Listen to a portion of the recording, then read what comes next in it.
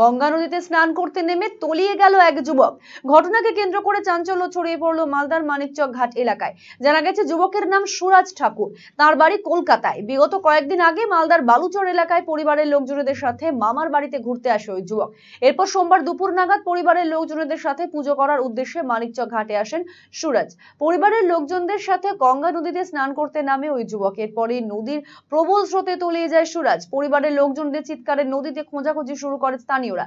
খবর পেয়ে তড়িঘড়ি ঘটনাস্থলে ছুটে আসেন মানিকচক থানার বিশাল পুলিশ বাহিনী। নদীতে নিখোঁজ যুবকের উদ্ধার কার্যে নামে বিপর্যয় মোকাবিলা দপ্তরের কর্মীরা। তার খোঁজে নদী গর্ভে চলছে তল্লাশি। ঘটনাকে কেন্দ্র করে কান্নায় ভেঙে পড়েছে পরিবারের সদস্যরা। এখানে আমার ছেলে ছোট বাচ্চা, তার মুন্ডন হতো, তাই কারণে আমরা এখানে এসেছিলাম। উনি এসেছিলেন হাওড়া থেকে আমাদের বাড়িতে পূজা দেওয়ার জন্য। স্নান করতে গিয়ে সবাই স্নান করে উঠেছে, ওইও ওঠার চেষ্টা করেছে। আমার ভাগনা কী কারণে 5 মিনিট পড়ে গেছে না কী হয়েছে, তারপর থেকে এখনও মোটামুটি 2-2.5 ঘন্টা হয়ে গেছে, তাকে খুঁজে পাওয়া যাচ্ছে। কী নাম যে ডুবে মারা গেছে ওনার নাম হচ্ছে সুরেশ ঠাকুর।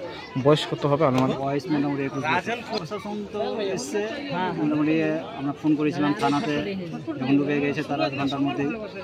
তারপরে মোটামুটি ঘন্টাখানিক পর 1-1.5 ঘন্টা পরে এখনো খোঁজাখুঁজি চলছে। এখন খোঁজাখুঁজি চলছে, পাওয়া যায়নি।